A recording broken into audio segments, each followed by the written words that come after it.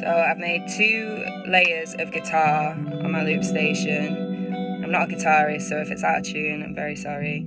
And I don't know all my lyrics off by heart yet, so I've got them here, but I'm gonna try not look at them as much as I can. Use coppers, 5p's and 10p's for food shops, 20p's and 50p's I'd save up. £1 and £2 coins would go on rent, and any notes I'd get, well, this is where they went. I'd hit up Mr. Man as soon as I got home and say, are you about? He'd say, what do you want? I'd say sativa, do me 3 for 50, and for once do me a solid and please get here quickly. I make on average £100 an hour. Most buskers I met were nice, but a couple were sour. Some thought they owned the spot and weren't willing to share. I didn't mind because I didn't have much kit, so I could go anywhere. Just me, my mic, my amp, money pot and a sign with my socials on so people could come find me online. It was before TikTok days, but stuff went viral. Turns out beatboxing when you're not a guy makes people spiral. My first favourite spot was Oxford Street. I used to do it there 6 days of the week.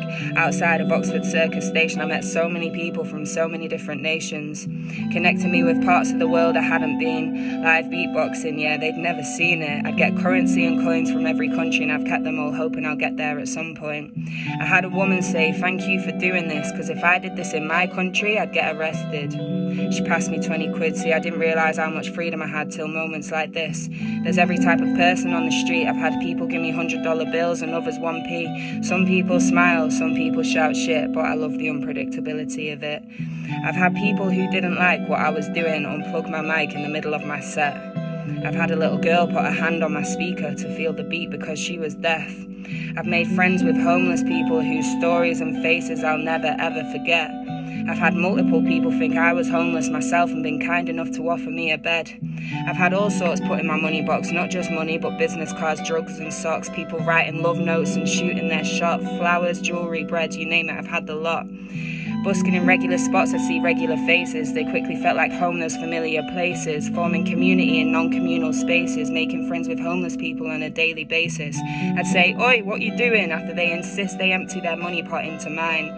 I'm telling you right now, it's the people who have the least who are always the most kind.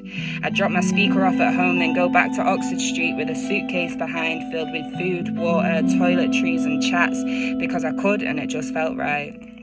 I get to stand outside and do what I love and connect with all these strangers. Do you know what that does? Gratitude on gratitude, it's the best buzz. Opens my eyes to what matters the most. Fills my heart with love, the biggest dopamine dose. Help me through times when I've been feeling my lowest. Those strangers save me and they will never know it.